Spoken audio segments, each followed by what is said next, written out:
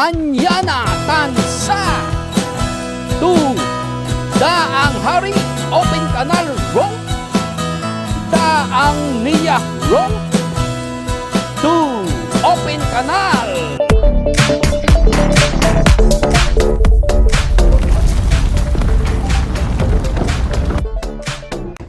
Update muna tayo dito sa may Tansa. Galing ng Gen Trias Bypass Road papuntang Anyana Homes.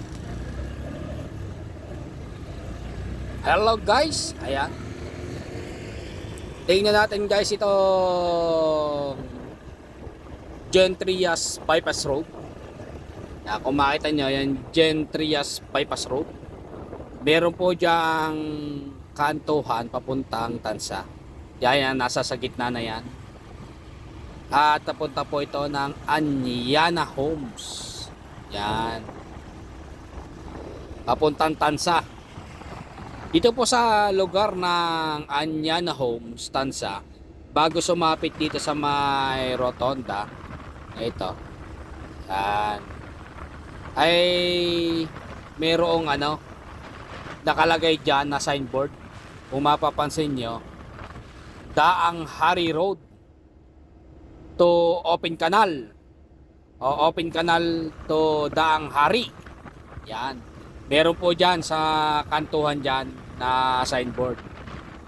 Ganoong ito ay napakalayo naman sa Gen Trias, no? Malayo doon sa may Open Canal. Guys, mayroon po talagang daan dito. Baka magtaka yung iba na bakit mayroong ganong signboard pero dito pinapadaan. Yan. Pwede yung daanan ito guys pagka pupunta kayo ng papuntang Daang Hari to Open Canal. Pero guys, paalala lang, syempre dun sa may parting Open Canal ay rough road po yon. Pero tingnan natin dito sa map. Yan. Kung pansinin nyo, yan yung may arrow na po na yan po yung inyong dadaanan papunta dito sa may dulo. Yan. Kaya may arrow po na yan. Yan. Paglabas po niyan dito sa may mismong dead end dito, guys, meron po yung ginagawang kalsada pakabila. Banda rito lang ng kaunti, katawid naman dito. Yan, sa lugar na ito. Bago mag Pares Gotong Batangas, Lomi sa Bukid. Yan. Diyan po tatawid yan.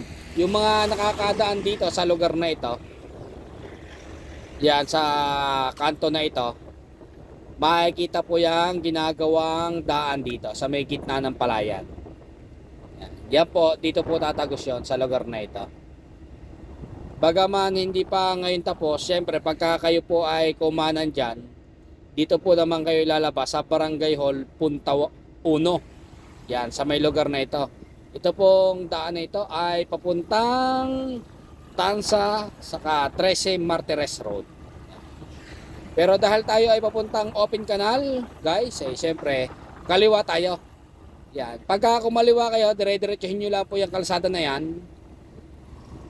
Ang labas po niyan ay dito sa Bukal Road. Yan, ito Bukal Road. Pagdating dito sa may kantuhan na ito, kakanan naman kayo. Yan. Kakanan po naman kayo pataas dito. Yan. At pagka tumas kayo dito, mapapansin nyo yung bunga, Barangay Hall ng bunga. Ayan, pagkalampas po niyan, ito na yung 100 palabas. Yan, sa may Yaras Tapsihan. Yan po yung isang palabas sa punta dito sa may Pares Gotong Batangas. At yun nga yung isang daan na naanditong ginagawa sa lugar na ito, nasa may gitna na ito. Pagka siguro natapos yon, maaring dyan ang daan. Ang lusot naman ay dito sa may Yaras Tapsihan. Tapos dito ang diretso.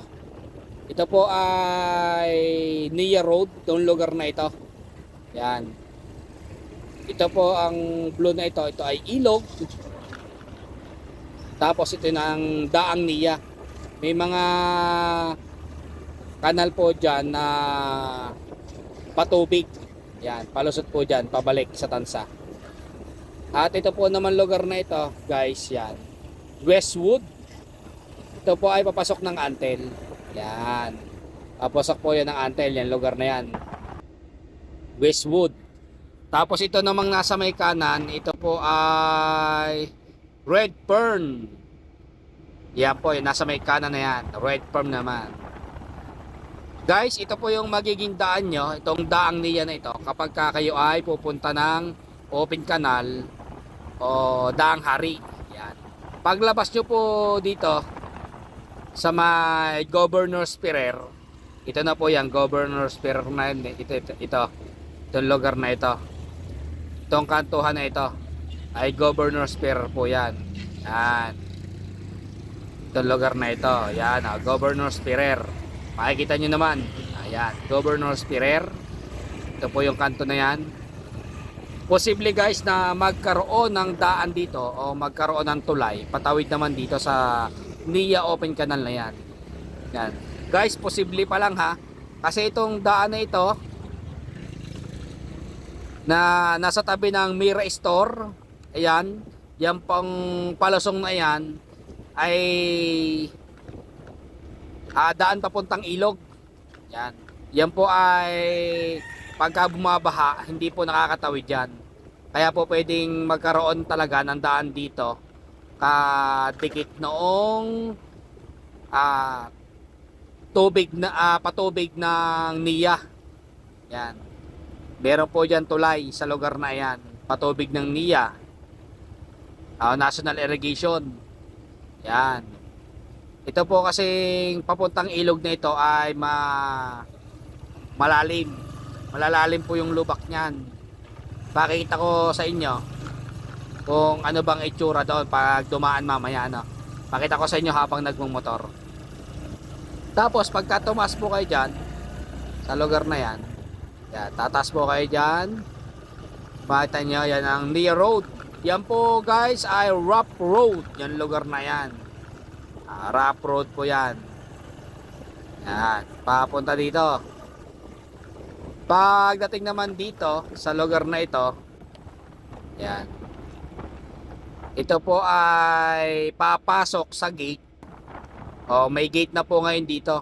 Ito pong lugar na ito guys ay ito pong trike na ito. Yan. Ito pong malaking parang football field nito. Yan. Yan yung lugar na yan. Yan po ay flood control. Yan. Kapag bumabaha po yung ilog, yan po ang sumasalo ng ibang tubig kapag lumalampas sa kanyang pintuan. Kung makikita nyo guys yung aking isang video, na videohan ko na po to dati, yung pasokan ng tubig nito ng lugar na ito at kung ganong kalawak to. Ito po ay nabidyohan ko na. Panoorin nyo na lang po doon sa aking video na yan. Yan. Tapos dyan po ako dumaan sa may nasa loob na daan na yan. Yan. Kung makita po yung trike na yan may daan. Yan po. Dyan po pansamantala yung daan. Pero yung gilid po niyan guys ay may bakod. Ito pong NIA Open Canal Road na ito. Yan yung nasa sa palabas naman na yan. Yan po ay nasa labas ng bakod ng lugar na ito. Ng flood control na yan. Nasa labas po ng bakod yan. Yan po ay hindi pa dinadaanan talaga. Kumbaga yan po ay gagawin pa lang na daan. Kaya talagang posible na magkaroon ng diretsong daan dito. Yan. Yan po lugar na yan ay hinuhukay pa lang. Yung pares dulo pa lang yung nahuhukay dyan sa lugar na yan. Hindi pa po siya talagang totally finished na nahukay. Yan. Pero kung titingnan po natin dito sa Google Map, meron na siyang daan. Kaya posible na magkaroon talaga ng diretsong kalsada at maging kalsada talaga ito papuntang Daang NIA Road papuntang Tansa. Yan. At posible rin na magkaroon ng tulay dito. Yan, kung mapapansin nyo po yan, ito ay umikot na. Ito pong lugar na ito ng NIA Open Canal Road na yan. Yan po ay rough road pa. Hanggang dito sa may makalampas ng bahayan. At pagdating po naman dito sa may malapit sa Arnaldo Highway, yan, Pascam 2. Yan. Yan pong lugar na yan guys ay tapos na. Yan. Tapos na po yan guys. Malinis na po yan. Nabuhusan na namin yung pinakakantuhan na yan. Kaya po itong daang papuntang Open Canal Road na ito. Yan, sa Open Canal, pag tumawid po kayo ng Arnaldo Highway, goods na po yan. Papuntang Daang Hari. Yan, ito po yan, Open Canal Road. Dire-diretso lang po yan guys. Itong lugar na ito. Yan. Kung mapansin nyo guys, meron ditong Open Canal Road. Ito po nasa may kanan na ito, hindi na nadadaanan yan. Bagamat po pwede pang dumaan, pero dito na po dumadaan sa malaking kalsada na ito. Yan. Yang Daang Hari Extension. Ito na po yan. Daang Hari Extension. Tapos, ito po yung kantuhan ng Malagasang. Yan, itong lugar na ito. At dito nga po sa lugar na ito ay may tinatayo na overpass. Yan. At kung dire-diretso po kayo, yan. Dito po pala ang overpass sa lugar na ito. Yan, dito sa lugar na ito. Yan. Malagasang. Ito pala yung Malagasang overpass. Sa lugar na ito pala tinatayo. Tapos pagka dumire-diretso kayo, syempre diretso lang. Ito na po yung ito na po yung Daang Hari. Pagtawid nyo po dito sa may yan, flyover. Yan. Ito po yung tulay ng flyover sa may gitna ng Aguinaldo Highway. Yan, yung lugar na yan. Kaya dire-diretso na yan guys. Pagka natapos na po yung Open Canal Road, Daang NIA Road na yan, pag nakalsada na po yan guys, pamula Tansa papuntang Daang Hari ay magiging maganda na yung kalsada. Yun guys,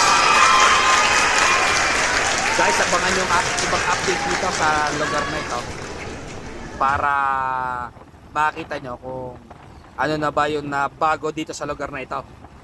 At hanggang dito na lang ulit ang aking video. Salamat sa inyong panonood. Huwag niyong kalimutang mag-subscribe at i-like ang aking video. Salamat!